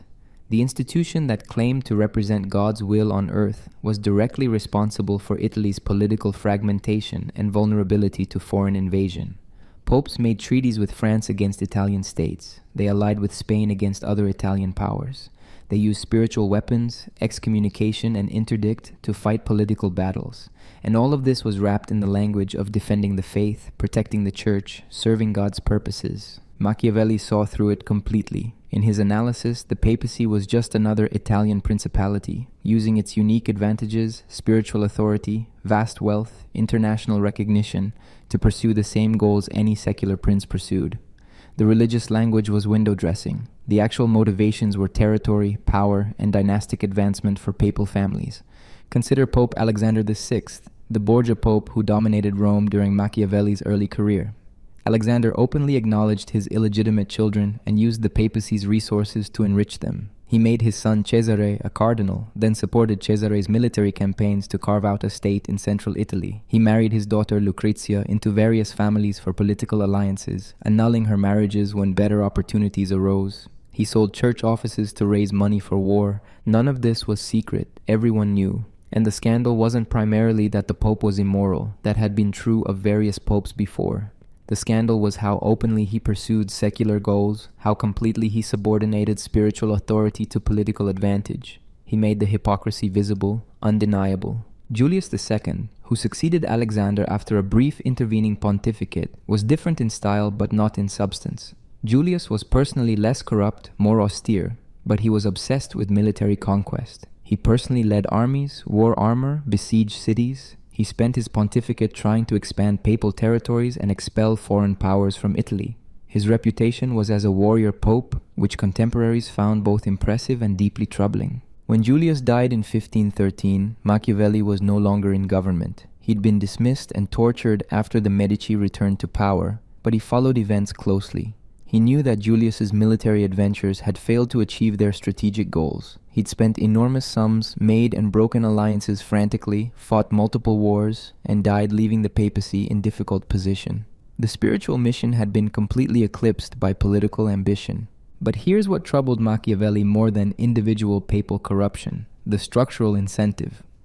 As long as the Pope was both a spiritual leader and a temporal ruler, both head of the Church and sovereign of the Papal States, these incentives would persist. Future popes might be more or less pious personally, but they'd all face the same pressure to defend and expand their territorial holdings, to enrich their families while they held power, to use spiritual authority for political ends. This created a systemic hypocrisy. The Church taught that Christians should not care about worldly wealth and power, that the kingdom they sought was not of this world, that spiritual treasure mattered more than temporal. But the Church itself was massively wealthy, deeply engaged in power politics, constantly fighting to maintain and expand its territorial possessions. The institution contradicted its own message. And this wasn't a new problem. Medieval reformers had complained about it for centuries. Francis of Assisi built his entire movement on radical poverty as a rebuke to church wealth.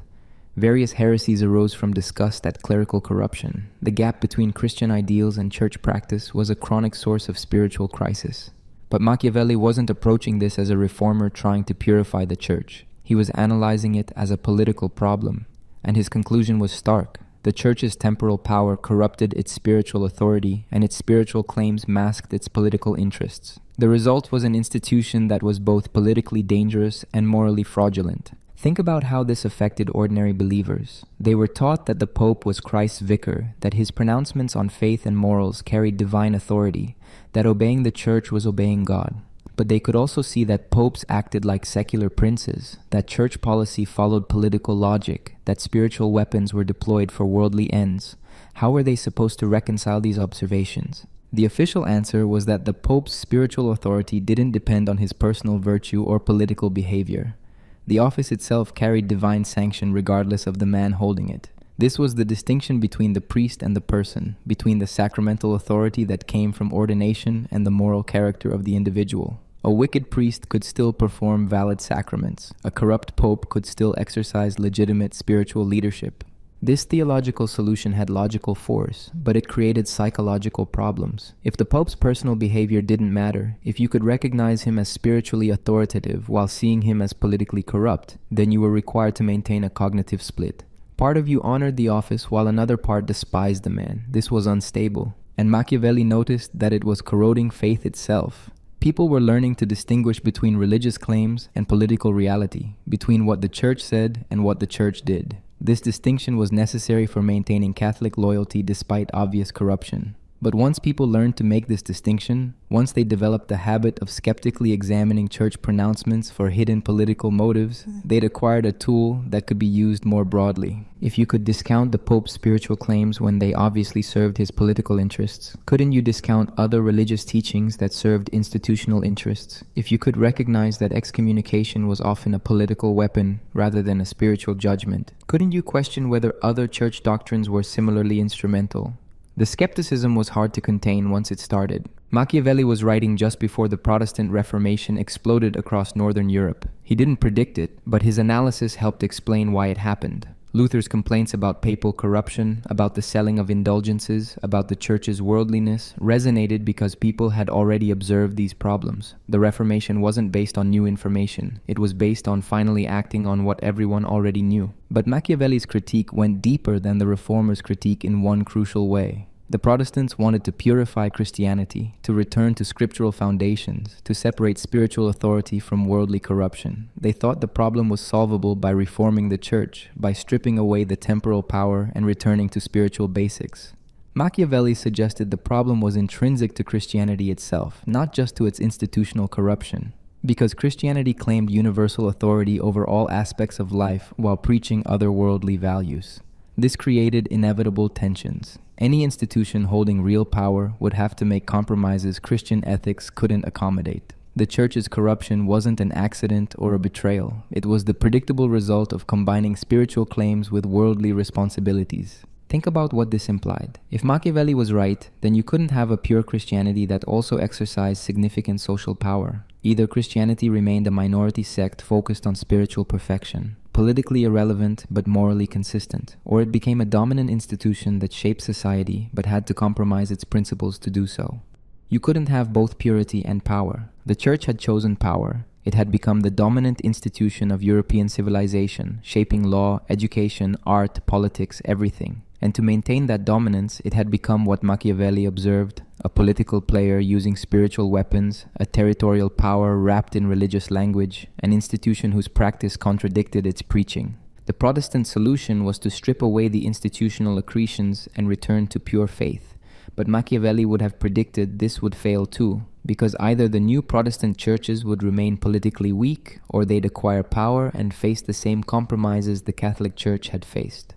And history bore this out. Protestant territories developed their own established churches, their own religious wars, their own cases of spiritual authority serving political ends. What Machiavelli revealed was that the problem wasn't specific to Catholicism. It was the problem of any religious institution operating in political reality. The values Christianity espoused, humility, poverty, meekness, otherworldliness, were incompatible with the requirements of wielding power. So religious institutions either stayed powerless or became hypocritical. There was no third option. This was devastating for Christian self-understanding. Because Christianity didn't see itself as just another religion that happened to make political compromises. It saw itself as truth, as the revelation of God's will, as the path to salvation. If Machiavelli was right that Christianity couldn't maintain its principles while exercising power, then what did that say about the truth of those principles? Were they beautiful but impractical, noble but unworkable, true in some transcendent sense but false as guidance for actual life? The church never answered Machiavelli adequately on this point. They banned his books, condemned his thought, warned against his influence. But they didn't address his central observation, that they acted like a secular principality while claiming spiritual authority, that their practice contradicted their preaching, that their political behavior revealed what they actually valued regardless of what they said they valued. And this observation kept eroding the church's moral authority, because once you'd seen it, once you'd understood that papal pronouncements served papal interests, that church policy followed political logic, that spiritual language masked worldly motivations, you couldn't unsee it. The institutional church became transparent, and what showed through was just another power structure pursuing dominance. This left individual believers in a difficult position. They could maintain their faith despite the church's corruption, distinguishing between the message and the institution. But this required constant skepticism toward church authority, constant vigilance against institutional manipulation. Or they could lose faith entirely, concluding that if the institution was this corrupt, maybe the message itself was suspect. Machiavelli was pushing Europe toward a crisis. Either reform the church radically, stripping away its political power and wealth, or admit that Christianity's political claims were false, that spiritual authority couldn't govern worldly affairs. The Reformation tried the first option. The Enlightenment would eventually try the second. But in Machiavelli's own time, the contradiction just festered, visible to anyone who looked but too threatening to address directly.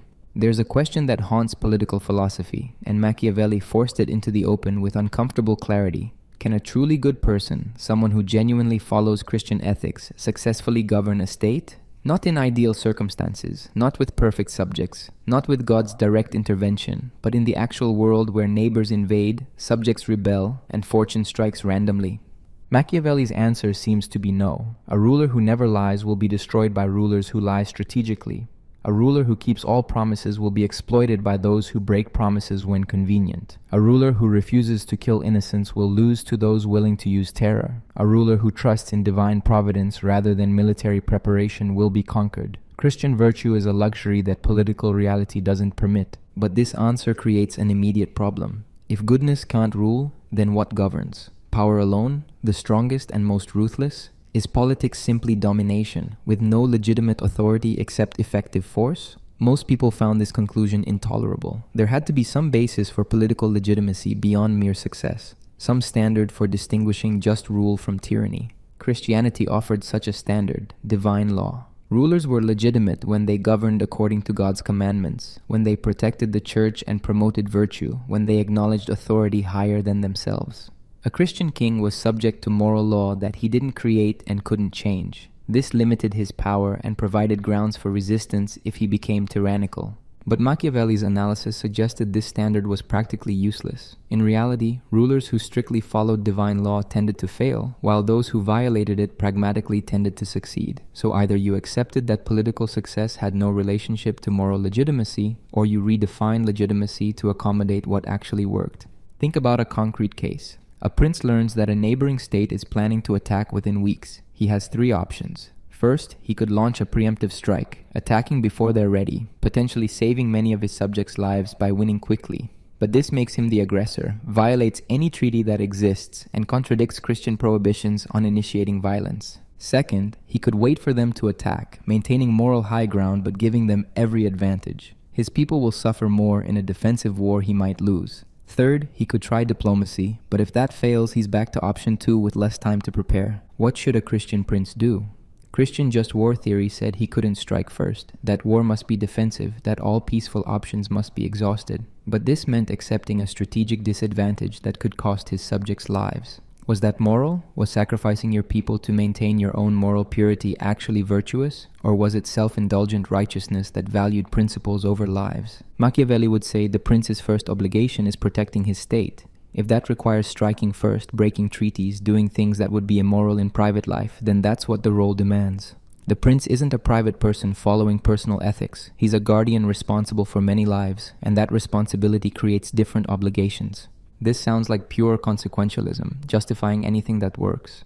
But notice there's still a standard, the good of the state, the protection of the people. It's not tyranny for personal benefit. It's hard decisions made for collective security. The distinction matters, even if it's not always clear in practice. Christianity struggled to accommodate this. The tradition developed concepts like the lesser evil, acknowledging that in a fallen world sometimes all options are tainted and you choose the least bad one. But this was meant as tragic necessity, not normal politics, and it still required that the evil remain evil, that you recognize the sin even as you commit it, that you seek forgiveness after.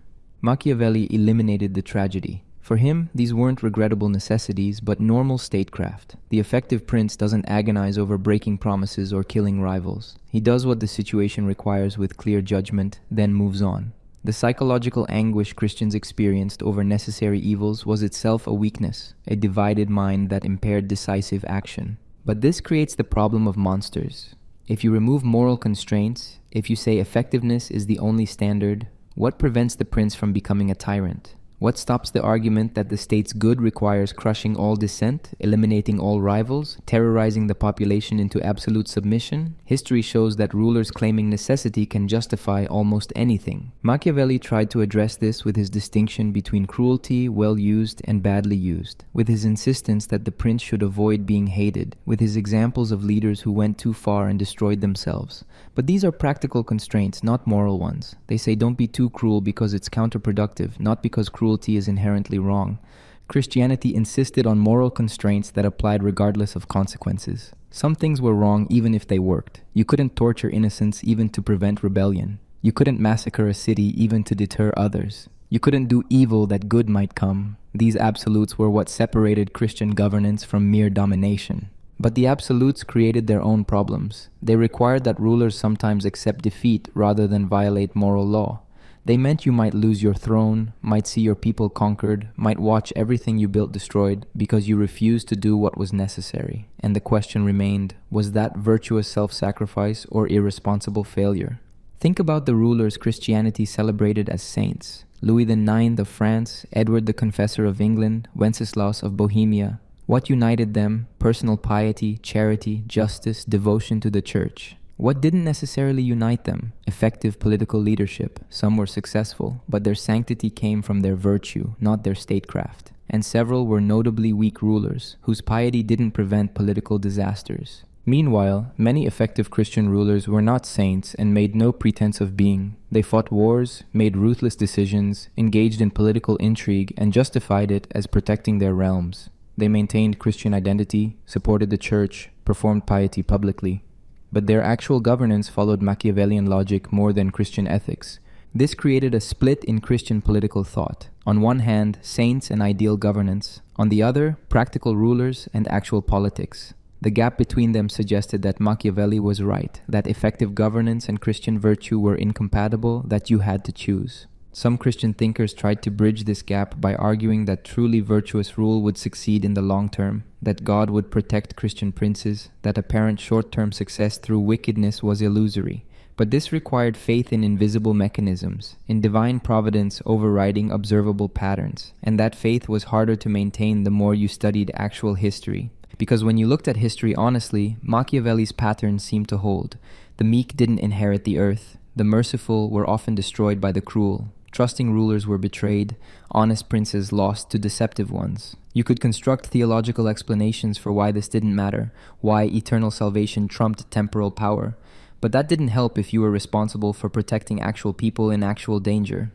This is where the question becomes genuinely difficult. What do you owe your subjects?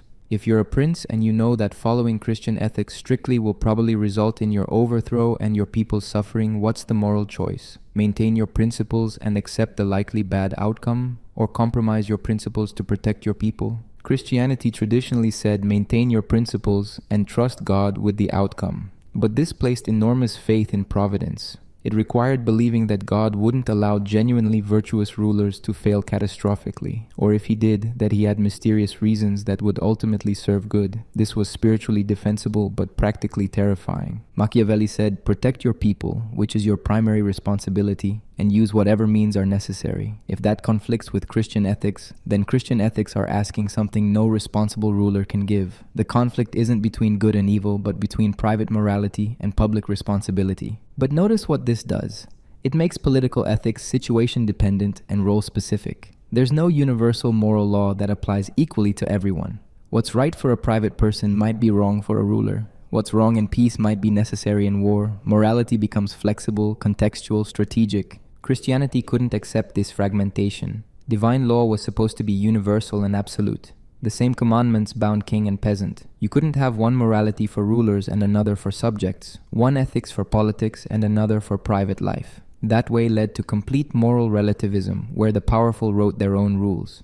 Yet in practice, even Christianity recognized different roles carried different obligations. Soldiers could kill in war, though killing was generally forbidden. Judges could execute criminals, though murder was sin. The tradition developed complex casuistry to handle these cases, but the complexity itself suggested the universal rules had to bend significantly to accommodate political reality. What Machiavelli did was make the bending explicit and systematic. Instead of treating political necessities as regrettable exceptions to moral law, he treated them as normal features of political life governed by their own logic. This was more honest, but also more dangerous, because once you normalized exception-making, once you said political necessity created its own ethics, you'd opened a door that was hard to close. The question remains unresolved. Can goodness rule? We can point to examples on both sides. Some genuinely moral leaders who succeeded, some who failed catastrophically, some wicked rulers who prospered, some who destroyed themselves. The evidence doesn't clearly favor either Christian providence or Machiavellian realism. Maybe the answer is that it depends on circumstances. In relatively stable times with limited external threats, moral leadership might work well. In crisis, when survival is at stake, Machiavellian methods might be necessary. But this contextual answer satisfies neither side. Christians want universal principles. Machiavellians want reliable patterns. Both resist the idea that the relationship between virtue and success is random or purely circumstantial. What's clear is that Machiavelli succeeded in making the question unavoidable. After The Prince, you couldn't simply assume that moral goodness and political effectiveness aligned. You had to argue for it, prove it, or accept the gap. And that gap, once acknowledged, changed everything about how people thought about power, virtue, and the relationship between them. We've traveled through 5 centuries now, tracing a conflict that began when a Florentine diplomat wrote a small book about power. The question is, why does this conflict still matter? Why hasn't it been resolved? Why do we still argue about whether politics should be governed by moral absolutes or practical effectiveness? Whether leaders should be judged by their virtue or their results? The answer is that both sides captured something true about reality, and the truths are in tension. Machiavelli saw correctly that political power follows its own logic, that states must compete in a dangerous world, that survival sometimes requires actions private morality would condemn, pretending otherwise, treating politics as if it could be governed by the same ethics as personal relationships, leads to disaster. The unarmed prophet falls, the merciful prince gets destroyed, the trusting state gets conquered. These patterns are real.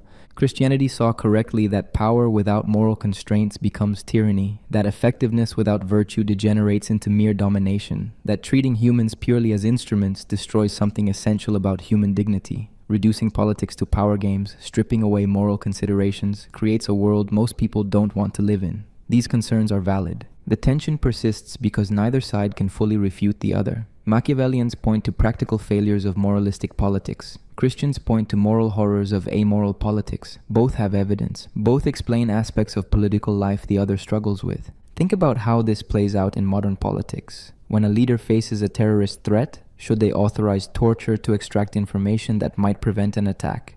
The Machiavellian calculation is straightforward. If torture works, if it saves innocent lives, the leader has an obligation to use it. Refusing out of moral principle when effective action is available makes you responsible for the deaths that follow. The Christian moral absolute is equally clear. Torture is inherently wrong, a violation of human dignity that can't be justified by consequences. Using it corrupts the user and the society that permits it. Even if it sometimes works, some things shouldn't be done regardless of benefits. Both positions have force. The argument continues because the values in conflict, security and dignity, effective protection and moral constraint are both legitimate. We don't want leaders who sacrifice our safety for their principles. We also don't want leaders who will do absolutely anything in pursuit of security. The line is unclear and contested. Or consider economic policy. Should a government prioritize growth and competition, accepting inequality and disruption as necessary costs? That's the Machiavellian approach, focused on outcomes and collective strength. Or should it prioritize equality and security, even if that means slower growth? That's closer to the Christian emphasis on protecting the vulnerable and maintaining moral community. Most actual governments try to balance both, which satisfies neither purists. Machiavellians say moral constraints prevent optimal outcomes. Christians say consequentialist thinking sacrifices people to abstract goals. The debate doesn't resolve because both criticisms have merit. What makes this particularly relevant now is that we've largely secularized the question. Most modern political philosophy doesn't frame issues in terms of Christian theology versus Machiavellian realism. But the underlying tension reappears in different language. Idealism versus realism, principles versus pragmatism, rights versus outcomes, deontology versus consequentialism. These are the same arguments wearing new clothes. When human rights activists insist certain things are wrong regardless of consequences, they're channeling Christianity's moral absolutism. When political realists insist foreign policy must pursue national interests pragmatically, they're channeling Machiavelli. The theological context has faded, but the fundamental disagreement about how to think about power remains.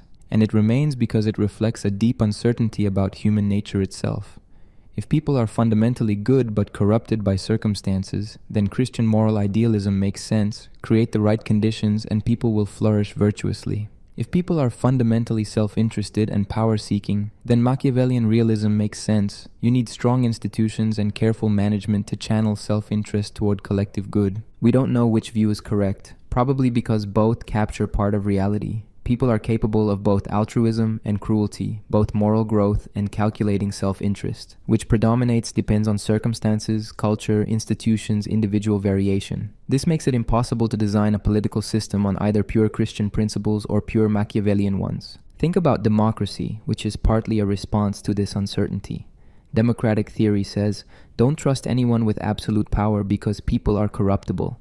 That's Machiavellian realism about human nature. But also, respect individual rights and human dignity because people have inherent worth. That's Christian moral conviction. Modern democracy tries to synthesize both insights. The synthesis is unstable, constantly challenged from both directions. Some argue democracies are too constrained by moral principles to compete effectively with authoritarian states. Others argue they sacrifice too much liberty and dignity for security and growth. The debate continues. What Machiavelli did that can't be undone is show that political effectiveness and moral virtue can come apart, that they're separate variables that don't necessarily correlate. Before him, European thought assumed they ultimately aligned, that God ensured virtue led to success. After him, that assumption became impossible to maintain without sophisticated arguments that many found unconvincing. Christianity responded in various ways. Some developed just war theory and double effect doctrine to accommodate political necessity while maintaining moral principles. Some retreated to spiritual purity and abandoned claims to govern temporal affairs. Some tried to prove empirically that Christian ethics did lead to better political outcomes. None fully resolved the tension. Secular political thought also responded in various ways. Liberalism tried to create institutional structures that made selfish behavior serve public good, harnessing Machiavellian insights about human nature for moral purposes. Marxism tried to show that apparently amoral economic forces could be directed toward human liberation. Various forms of nationalism tried to make collective power the ultimate value. None escaped Machiavelli's shadow. The question that haunts all of this is whether we can have both effectiveness and virtue, both success and morality, or whether politics requires choosing. And if it requires choosing, which should we choose? The answer matters for everything from personal ethics, how should individuals involved in politics think about their compromises, to institutional design, how should we structure power to prevent tyranny while maintaining effectiveness, to international relations, how should states behave toward each other. In some ways, the debate has become more urgent. Modern states command more power than Machiavelli could have imagined. The potential for both moral horror and effective protection is magnified.